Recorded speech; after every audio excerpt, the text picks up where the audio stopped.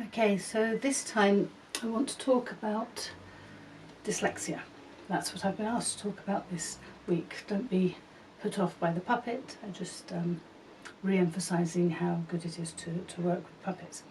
It made sense the minute I was asked to do another video blog, and this time do it on dyslexia.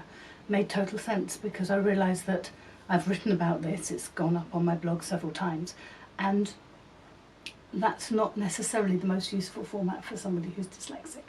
So it occurred to me that's actually really quite sensible. So I'm going to start with a bit about how dyslexia affects me, and over the next couple of video blogs I'll look at other aspects, teaching people who are dyslexic, working with people who are dyslexic, and generally how to support people with dyslexia. So I didn't know I was actually dyslexic until just over a year ago.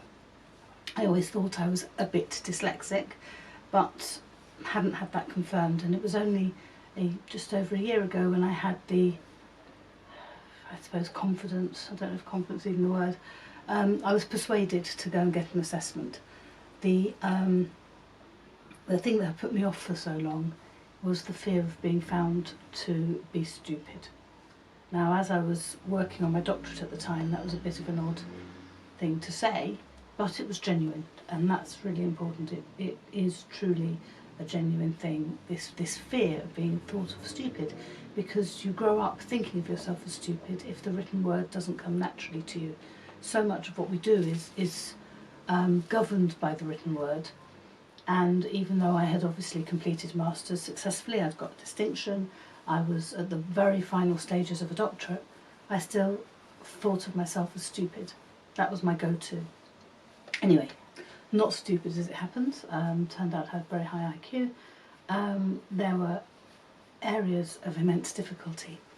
Now I will talk about them in more detail, but what's been particularly interesting this last week or so, well, the last 2 months to be totally honest, is I've been working on some Hebrew.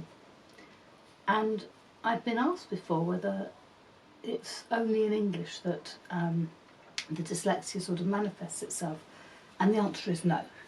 And I've found that to be pretty categoric. What I've noticed by doing the Hebrew is where my difficulties with reading the written word actually are. The first thing is I've been doing some reading and translating from Torah, and that is Hebrew without vowels and no punctuation. So it's quite tough stuff. But in order to do it, I had to learn the vocabulary. And what's really interesting is, as my understanding of the vocabulary for the passage I was translating improved, so did my accuracy of reading it.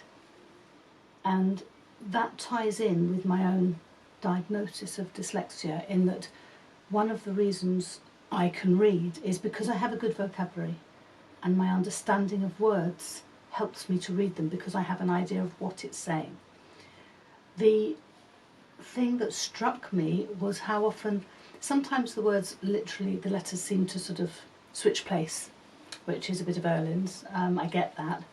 But other times, although I see them in the correct order, I see the letters in the right way, when I go to articulate them, the sounds come out in the incorrect way, or I find I'm very hesitant. I can't get the right sound to come out in the right order, if that makes sense. And that is obviously a processing issue. It's something to do with the way the written word goes from the way it's processed through the eyes and sort of processed and comes out through the articulation. And that's been an area I've been struggling with a lot, even words I'm very familiar with. And that explains things like malapropisms that happen in English, where I would say things like park instead of car park, which I have to think really carefully about to get the words out in the right order.